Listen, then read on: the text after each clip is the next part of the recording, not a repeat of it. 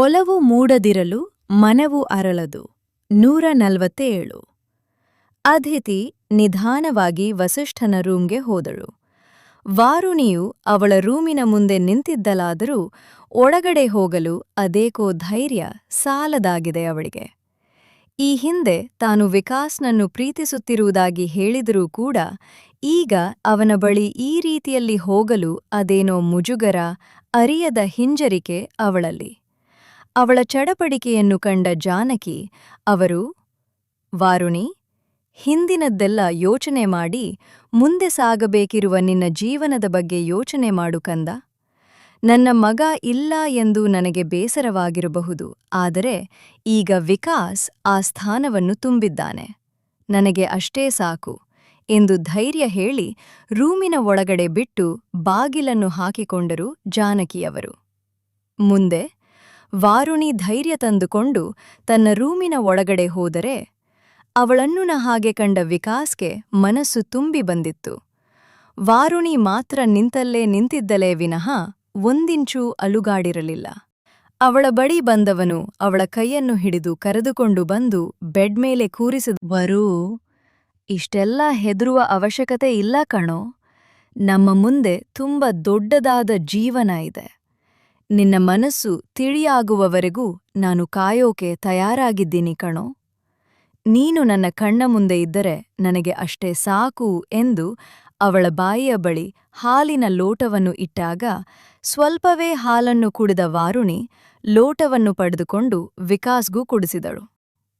ವಿಕಾಸ್ ಅವ್ರೆ, ನಿಮ್ಹತ್ರ ಸ್ವಲ್ಪ ಮಾತಾಡ್ಬೇಕಿತ್ತು ಎಂದಾಗ, ಅದೇನ್ ಹೇಳುವರು? ಆದ್ರೆ ಅವರೇ ಗಿವ್ರೇ ಎಲ್ಲ ಬೇಡ, ಕಾಲ್ ಮೀ ವಿಕಿ ಎಂದನು ವಿಕಾಸ್. ವಿಕ್ಕಿ ಎಂದು ಮುದ್ದಾಗಿ ಕರೆದಾಗ ಸಣ್ಣಗೆ ನಕ್ಕ. ವಿಕಾಸ್ ಅವಳ ಮೂಗನ್ನು ಹಿಂಡಿ, that's like a good girl ಎಂದು ಅವಳ ಹಣೆಗೆ ತನ್ನ ಹಣೆಯನ್ನು ತಾಗಿಸಿ ಸಣ್ಣಗೆ ಡಿಕ್ಕಿ ಕೊಟ್ಟು, ಈಗ ಹೇಳು, ಅದೇನೋ ಹೇಳ್ಬೇಕು ಅಂದೆ ಎಂದನು ವಿಕಾಸ್. ಅದು ನಿಮ್ಗೆ ನನ್ಮೇಲೆ ಅನುಮಾನ ಇಲ್ಲ ತಾನೆ? ಸುನಿಲ್ ಅವರನ್ನು ಮದುವೆಯಾಗಿ ಅದೆಷ್ಟು ಸುಲಭವಾಗಿ ಅವರನ್ನು ಮರೆತು ನನ್ನನ್ನು ಮದುವೆಯಾಗಿ ಈಗ ಫಸ್ಟ್ ನೈಟ್ಗೆ ತಯಾರಾಗಿದ್ದಾಳೆ ಎಂದು. ಆದ್ರೆ ನಿಜ ಹೇಳ್ತೀನಿ ವಿಕಾಸ್, ನನಗೆ ಸುನಿಲ್ ಅವರ ಮೇಲೆ ಪ್ರೀತಿ ಆಗಿತ್ತೋ ಇಲ್ವೋ ಗೊತ್ತಿಲ್ಲ, ಆದ್ರೆ ಅವರ ಮತ್ತು ನನ್ನ ಮದುವೆ ಆಗ್ಲೇಬೇಕಿತ್ತು. ಯಾಕಂದ್ರೆ ಕ್ಯಾಂಪ್ಗೆ ಹೋದಾಗ ಇಬ್ಬರ ನಡುವೆ ಎಂದು ಹೇಳಿ ಒಂದು ಗ್ಯಾಪ್ ಕೊಟ್ಟು, ಆ ಘಟನೆ ಆಗದೇ ಇದ್ದಿದ್ದರೆ ನಾನ್ ಇನ್ನೂ ಓದುತ್ತಾ ಇರುತ್ತಿದ್ದೆ. ಆದ್ರೆ ನಿಜ ಹೇಳ್ತೀನಿ, ಆ ಘಟನೆಯಲ್ಲಿ ಅವರು ನನ್ನನ್ನು ಮುಟ್ಟಿದ್ದು ಬಿಟ್ರೆ ಎಂದಿಗೂ ನನ್ನನ್ನು ಮುಟ್ಟಲೇ ಇಲ್ಲ. ಅವರಿಗೆ ನನ್ನ ಗುರಿಯೇ ಮುಖ್ಯವಾಗಿತ್ತು ಎಂದು ಕಣ್ಣೀರಾದಳು. ವಾರುಣಿಯನ್ನು ತನ್ನೆದೆಗೆ ಒರಗಿಸಿಕೊಂಡ ವಿಕಾಸ್, ಇದೆಲ್ಲ ನನಗೆ ಗೊತ್ತೇ ಇದೆ ಕಣೋ, ಆದ್ರೆ ಯಾವ ಘಟನೆ ಎಂದು ಹೇಳ್ತಾ ಇದ್ದೆಯೋ ನನಗೆ ಅದೆಲ್ಲ ಮುಖ್ಯ ಅಲ್ಲ ಕಣೋವರು, ನನಗೆ ನೀನಷ್ಟೇ ಮುಖ್ಯ. ಯಾರೂ ಇಲ್ಲದೆ ಒಬ್ಬನೇ ನ್ಯೂಯಾರ್ಕ್ನಂತಹ ದೊಡ್ಡ ಸಿಟಿಯಲ್ಲಿ ನಾನು ಬದುಕಿದ್ದು ಕೂಡ ನಿನಗಾಗಿಯೇ. ಇನ್ನು 1 ವರ್ಷ ಆದರೂ ನಿನಗೆ ಮದುವೆ ಮಾಡೋದಿಲ್ಲ ಎಂದು ನಾನು ಅಂದುಕೊಂಡಿದ್ದೆ. ಅದಕ್ಕೆ ನಾನು ಅಲ್ಲೇ ಇದ್ದಿದ್ದು.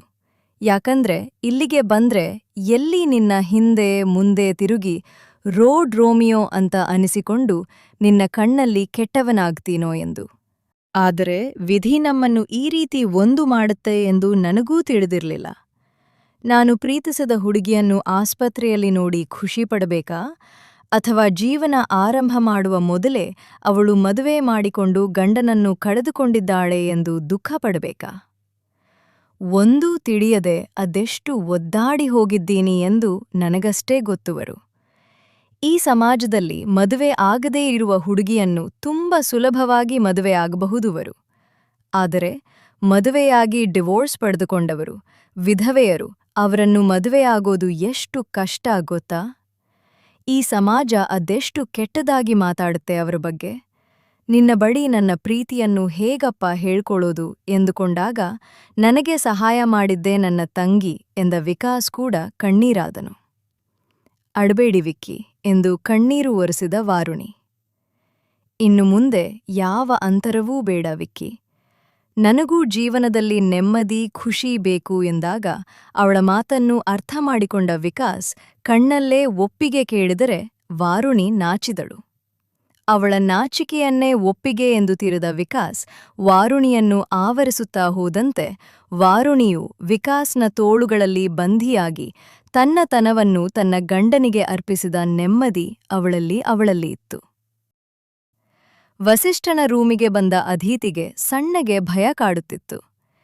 ಇಷ್ಟು ವರ್ಷ ದೂರದಲ್ಲಿದ್ದು ಪ್ರೀತಿ ಮಾಡಿದ ನಾನು ಇಂದು ಅದೇಕೋ ಭಯ ಆಗ್ತಾ ಇದೆಯಲ್ಲ ಎಂದುಕೊಂಡು ಒಳಗಡೆ ಬಂದರೆ ವಸಿಷ್ಠ ಹಿಂದಿನ ದಿನದ ಹಾಗೆ ಬಾಲ್ಕನಿಯಲ್ಲಿ ನಿಂತು ಕೈ ಕಟ್ಟಿ ಆಕಾಶವನ್ನೇ ದಿಟ್ಟಿಸಿ ನೋಡುತ್ತಿದ್ದನು. ಯಾಕೆ ಇವರಿಗೇನಾಯಿತು? ನೆನ್ನೆಯಿಂದ ಹೀಗೆ ಇದ್ದಾರೆ. ಬೆಳಗ್ಗೆ ಪೂಜೆ ಎಂದು ಖುಷಿಯಾಗಿ ಎಲ್ಲರ ಜೊತೆಗೆ ಇದ್ದರೂ ಮನದಲ್ಲಿ ಮಾತ್ರ ಅದೇನೋ ನೋವು ಇದ್ದೇ ಇದೆ. ಏನು ಎಂದು ಕೇಳಿದರೂ ನನ್ನ ಬಳಿ ಹೇಳ್ಕೊಳ್ಳುತ್ತಿಲ್ಲ ಎಂದುಕೊಂಡೇ ಬಾಲ್ಕನಿಗೆ ಬಂದ ಅದಿತಿ ವಸಿ ಎಂದು ಅವನ ಭುಜದ ಮೇಲೆ ಕೈಯಿಟ್ಟಳು. ಅದಿತಿಯ ಕಡೆಗೆ ನೋಡಿದಾಗಲೇ ಅವನಿಗೂ ನೆನಪಾಗಿದ್ದು ಇಂದು ತಮ್ಮಿಬ್ಬರ ಮೊದಲ ರಾತ್ರಿ ಎಂದು. ತನ್ನ ಆಲೋಚನೆಗಳನ್ನೆಲ್ಲ ಪಕ್ಕಕ್ಕೆ ಇಟ್ಟು ನಗು ಮುಖದಿಂದಲೇ ಅದಿತಿಯ ಕಡೆಗೆ ನೋಡಿ ಅವಳ ಭುಜದ ಮೇಲೆ ತನ್ನ ಎರಡೂ ಕೈಗಳನ್ನು ಹಾಕಿದವನು, ಏನು ಮೇಡಂ, ಅವರು ತುಂಬಾ ನಾಚಿಕೆಯಲ್ಲಿದ್ದೀರಿ ಎಂದು ಕೇಳಿದನು. ವಸಿ ಎಂದು ಹೇಳುತ್ತಾ ತನ್ನ ಭುಜದ ಮೇಲೆ ಇದ್ದ ಅವನ ಕೈಯನ್ನು ಸರಿಸಿದ ಅದಿತಿ, ಹೌದೌದು, ನೆನ್ನೆಯಿಂದ ನಾನು ನೋಡ್ತಾನೇ ಇದ್ದೀನಿ ವಸಿ. ಅದೇನು ತುಂಬಾ ಯೋಚನೆಯಲ್ಲಿ ಕಳೆದು ಹೋಗಿದ್ದೀರಾ? ನನ್ನ ಹತ್ರ ಹೇಳಿ ಎಂದರೆ ಅದಕ್ಕೂ ನೀವು ತಯಾರಿಲ್ಲ. ಈ ಥರ ಮಾಡಿದ್ರೆ ನನಗೆ ನಿಜಕ್ಕೂ ಬೇಸರವಾಗುತ್ತೆ ಎಂದು ಮೊದಮೊದಲು ಹುಸಿ ಮುನಿಸಲ್ಲಿ ಹೇಳುತ್ತಿದ್ದ ಅದಿತಿ ಈಗ ನಿಜಕ್ಕೂ ಬೇಸರದ ಮುಖ ಮಾಡಿಕೊಂಡಿದ್ದರು. ಛೇ ಹಾಗೇನಿಲ್ಲ ಅದಿತಿ, ನಾನಷ್ಟು ಗಾಢವಾಗಿ ಯೋಚನೆ ಮಾಡ್ತಾ ಇದ್ದದ್ದು ಸಣ್ಣ ವಿಷಯಕ್ಕೆ ಕಣೋ. ಏನ್ ಗೊತ್ತಾ, ಇನ್ನು 2 ದಿನದಲ್ಲಿ ನಮ್ಮ ಜ್ಯುವೆಲರಿ ಶಾಪ್ ಓಪನಿಂಗ್ ಇದೆ. ಅದಕ್ಕೆ ಹೆಸರನ್ನ ಇಟ್ಟಿರೋದು ಅಜ್ಜಿಯ ಹೆಸರು, ಲಕ್ಷ್ಮಿ ಅಂತ. ಆದ್ರೆ ಅಮ್ಮನ ಹೆಸರನ್ನ ಇಟ್ಟಿಲ್ಲ ಎಂದು ಅಮ್ಮ ಅಪ್ಪ ಬೇಸರ ಮಾಡ್ಕೊಂಡ್ರೆ ಎನ್ನುವ ಭಯ ಕಾಡ್ತಾ ಇದೆ ಎಂದಾಗ ಅದನ್ನೇ ನಿಜ ಎಂದು ನಂಬಿದ ಅದಿತಿ, ಅಷ್ಟಕ್ಕೆ ಈ ರೀತಿ ಯೋಚನೆ ಮಾಡ್ತಾ ಇದ್ದೀರಾ? ಅತ್ತೆ ಹೆಸರಿನಲ್ಲೂ ಲಕ್ಷ್ಮಿ ಅಂತ ಇದೆ ಅಲ್ವಾ, ಅವರು ಬೇಸರ ಮಾಡ್ಕೊಳ್ಳೋದಿಲ್ಲ ವಸಿ. ಅದೂ ಅಲ್ಲದೆ ಮಾವನಿಗೆ ಅವರ ಅಮ್ಮನ ಹೆಸರನ್ನ ಇಟ್ರೆ ಬೇಸರ ಆಗುತ್ತಾ ಎಂದರು. ನೀನು ಹೇಳಿದ್ದು ನಿಜಾನೇ ಅದಿತಿ, ಈಗ ಅದನ್ನು ಬಿಟ್ಟು ಬಾ ಎಂದು ಅವಳನ್ನ ಅಲ್ಲೇ ಇದ್ದ ಜೋಕಾಲಿ ಮೇಲೆ ಕೂರಿಸಿ ತಾನೂ ಅವಳ ಪಕ್ಕ ಕೂತನು ವಸಿಷ್ಠ. ಅವನ ಭುಜಕ್ಕೆ ತಲೆ ಆನಿಸಿದ ಅದಿತಿ, ಎಲ್ಲಿಂದ ಎಲ್ಲಿಗೆ ಬಂದು ನಿಂತಿದೆ ವಸಿ ನಮ್ಮ ಜೀವನ ಎಂದು ಸಣ್ಣಗೆ ನಕ್ಕಳು. ಅವಳನ್ನು ಬಳಸಿದ ವಸಿಷ್ಠ ಕೂಡ, ನೀನು ಆ ದಿನ ನನ್ನ ಮಾತಿಗೆ ಒಪ್ಪಿದ್ದರೆ ಇಷ್ಟು ಹೊತ್ತಿಗೆ ಆಗ್ಲೇ ನಮಗೆ ಮಗು ಇರ್ತಾಯಿತ್ತು. ಆದರೆ ನೀನೋ ಅಮ್ಮನ ಭಾಷೆ ಎಂದು ಹಿಂದೆ ಸರಿದಿದ್ದು. ಆಮೇಲೆ ನೀನೇ ನೋಡುದ್ಯಲ್ಲ, ಅಮ್ಮನ ಬಳಿ ಅಪ್ಪ ಭಾಷೆ ತಗೊಂಡಿದ್ದು ಫೋನ್ ಮೂಲಕ. ಅದೂ ಕೂಡ ಅವರಿಗೆ ಬೆದರಿಸಿ ಎಂದು ಹೇಳಿ ಅವಳ ನೆತ್ತಿಗೆ ಪುಟ್ಟ ಮುತ್ತಿಟ್ಟನು. ಹೌದು ವಸಿ, ಆ ದಿನ ನೀವು ನನ್ನ ಮದುವೆಯಾಗಿ ಈ ಮನೆಗೆ ಕರೆದುಕೊಂಡು ಬಂದಾಗ ನಾನು ಕೆಲಸದವಳಾಗಿದ್ದೆ. ನಂತರ ನಿಮಗೆ ಯಾವ ಕಾರಣಕ್ಕೆ ನನ್ನ ಮೇಲೆ ಪ್ರೀತಿ ಆಯಿತು ಅಂತಾನೇ ಗೊತ್ತಿಲ್ಲ. ಅದರ ನಂತರ ನಿಮ್ಮ ಅತ್ತೆ ಮತ್ತು ಅವರ ಮಗಳು ಬಂದಿದ್ದು, ನಿಮ್ಮ ಶರ್ಟ್ ಸುಟ್ಟು ಹಾಕಿದ್ದೆ ಎಂದು ನನಗೆ ಹೊಡೆದದ್ದು, ಅತ್ತೆಗೆ ಹಾವು ಕಚ್ಚಿದೆ ಎಂದು ನನ್ನನ್ನು ಮನೆಯಿಂದ ಹೊರಗೆ ಹಾಕಿದ್ದು, ವಾರುಣಿಯ ಮದುವೆ, ಸುನಿಲ್ ಅಣ್ಣನ ಸಾವು, ಬರೀ ಕಹಿ ಘಟನೆಗಳಿಂದಲೇ ತುಂಬಿ ಹೋಗಿದೆ ಜೀವನ. ಇನ್ನು ಮುಂದೆಯಾದರೂ ನಮ್ಮ ಜೀವನದಲ್ಲಿ ಸ್ವಲ್ಪ ಆದರೂ ಸಿಹಿ ತುಂಬಿರಲಿ ಎಂದು ಹೇಳಿದಾಗ ವಸಿಷ್ಠನಿಗೂ ಅವಳು ಹೇಳಿದ ಘಟನೆಗಳು ನೆನಪಾಗಿ ಬೇಸರವಾಗಿತ್ತು. ನಿಟ್ಟುಸಿರು ಬಿಟ್ಟ ವಸಿಷ್ಠ, ಈಗ ಅದನ್ನೆಲ್ಲ ನೆನಪು ಮಾಡಿಕೊಳ್ಳೋದು ಬೇಡ ಅದಿತಿ.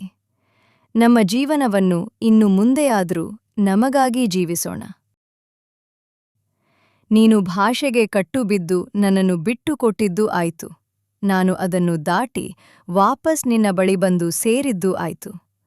ಈಗ ನಮ್ಮ ಜೀವನ ಮಾತ್ರ ಎಂದವನು ಅವಳ ಮುಖವನ್ನು ಬೊಗಸೆಯಲ್ಲಿ ಹಿಡಿದು ಅವಳ ಅಧರವನ್ನು ತನ್ನ ಹೆಬ್ಬೆರಳಿನಿಂದ ಸವರಿದಾಗ ಅದಿತಿ ನಾಚಿದಳು.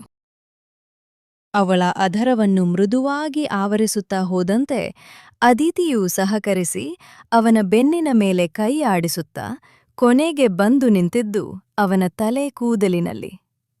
ಮುಷ್ಟಿ ಕಟ್ಟಿ ತನ್ನವನ ಮುತ್ತಿಗೆ ಸ್ಪಂದಿಸುತ್ತಾ ಇದ್ದಳು ಅದಿತಿ. ಅದಿತಿಯ ಅಧರದ ಜೇನನ್ನು ಸವಿದವನು ಅವಳ ಕೊರಳ ಒಣಪಿಗೆ ಮುಖ ಹುದುಗಿಸಿ ಮೆಲ್ಲಗೆ ಕಚ್ಚಿದನು. ವಸಿ ಎಂದು ಮಾದಕವಾಗಿ ಅದಿತಿ ಹೇಳಿದಾಗ ತಾವು ಬಾಲ್ಕನಿಯಲ್ಲಿ ಇದ್ದೇವೆ ಎಂದು ತಿಳಿದ ವಸಿಷ್ಠ ಅವಳನ್ನು ತನ್ನ ಬಾಹುವಿನಲ್ಲಿ ಎತ್ತಿಕೊಂಡು ಒಳಗಡೆ ಬಂದವನು. ನಾಜೂಕಾಗಿ ಬೆಡ್ ಮೇಲೆ ಮಲಗಿಸಿದವನು. ಬಾಲ್ಕನಿಯ ಬಾಗಿಲನ್ನು ಹಾಕಿ ಕರ್ಟನ್ ಸರಿಸಿ ರೂಮನ್ನು ಪೂರ್ತಿ ಕತ್ತಕಾಗಿಸಿದನು. ಬೆಡ್ಲೈಟಿನ ಮಂದ ಬೆಳಕಲ್ಲಿ ಅದಿತಿ ಬಂಗಾರದ ಬೊಂಬೆಯಂತೆ ಕಾಣುತ್ತಿದ್ದಳು. ಅವಳ ಮೇಲೆ ಬಾಗಿದವನು, ಅದಿತಿ, ಐ ಲವ್ ಯು ಎಂದು ಹೇಳಿ ತುಟಿಗೆ ಪುಟ್ಟ ಮುತ್ತಿಟ್ಟಾಗ ಅವನ ತುಟಿಗೆ ಮತ್ತೆ ಮುತ್ತಿಟ್ಟ Aditi. I too love you, Vasishtha ಎಂದು ಪಿಸು ನುಡಿದಳು. ಅವಳ ಬಿಸಿ ಉಸಿರಿಗೆ ವಸಿಷ್ಠನ ಸಂಯಮದ ಕಟ್ಟೆ ಒಡೆದಿತ್ತು. ಅವಳ ಕೊರಳಿಗೆ ಮುಖ ಹುದುಗಿಸಿ ಮುತ್ತಿಟ್ಟವನು ಅವಳ ಸೆರಗನ್ನು ಜಾರಿಸಿ ಅವಳ ನಾಭಿಗೆ ಗಟ್ಟಿಯಾಗಿ ಮುತ್ತಿಟ್ಟಾಗ ಜೋರಾಗಿ ಉಸಿರು ದಬ್ಬಿದಳು ಅದಿತಿ. ಅವಳ ಸೊಂಟವನ್ನು ಅಪ್ಪಿ ಕೂತಿದ್ದ ಸೀರೆಯನ್ನು ಕಂಡು ಹೊಟ್ಟೆ ಕಿಚ್ಚು ಪಟ್ಟುಕೊಂಡ ವಸಿಷ್ಠ ಕ್ಷಣ ಮಾತ್ರದಲ್ಲಿ ಅದನ್ನು ಕಿತ್ತೆಸೆದು ಅವಳು ನನ್ನವಳು ಎಂದು ಹೇಳಿದಂತೆ ಇತ್ತು. ಅವಳ ಯೌವನದ ಕುರುಹನ್ನು ಕಂಡು ಅವಳ ತನುವನ್ನು ಮನಸ್ಸೋ ಇಚ್ಛೆ ಮುದ್ದಿಸಿದವನು ಕಿವಿಯಲ್ಲಿ ಪಿಸು ಮಾತನಾಡುವಾಗ ಅದಿತಿಗೆ ನಾಚಿಕೆ ಆವರಿಸಿತ್ತು. ಇಬ್ಬರೂ ಮುತ್ತುಗಳ ವಿನಿಮಯ ಮಾಡಿಕೊಳ್ಳುತ್ತಲೇ ತಮ್ಮ ಪ್ರೀತಿಯ ಪರಿಯನ್ನು ಒಬ್ಬರಿಗೊಬ್ಬರು ಅರ್ಥಮಾಡಿಸುತ್ತಿದ್ದರು. ಶೃಂಗಾರದ ಕೊನೇ ಮಜುಲಿಗೆ ಬಂದ ವಸಿಷ್ಠ ತನ್ನವಳ ಸಣ್ಣ ನಲುಗುವಿಕೆಗೂ ಅವಳಿಗೆ ಮುತ್ತು ಕೊಟ್ಟು ಸಮಾಧಾನ ಮಾಡುತ್ತಾ ತನ್ನವಳನ್ನಾಗಿಸಿಕೊಂಡಿದ್ದನು. ಅದಿತಿಯು ಅಷ್ಟೂ ವರ್ಷಗಳಿಂದ ಕೂಡಿಟ್ಟುಕೊಂಡು ಬಂದಿದ್ದ ತನ್ನತನವನ್ನು ತನ್ನವನಿಗೆ ಅರ್ಪಿಸಿ ಸಿಹಿಯಾಗಿ ನಲುಗಿದ್ದಳು. ಇಬ್ಬರು ಸುಸ್ತಾಗಿ ಒಬ್ಬರಿಗೊಬ್ಬರು ತಬ್ಬಿಕೊಂಡು ಮಲಗಿದ್ದರು. ಅವರಿಬ್ಬರು ಮಲಗಿದಾಗ ಅದಾಗಲೇ ಬೆಳಗಿನ ಜಾವ 4 ಗಂಟೆಯಾಗಿತ್ತು. ನಿರೀಕ್ಷಿಸಿ ಒಲವು ಮೂಡದಿರಲು ಮನವೂ ಅರಳದು.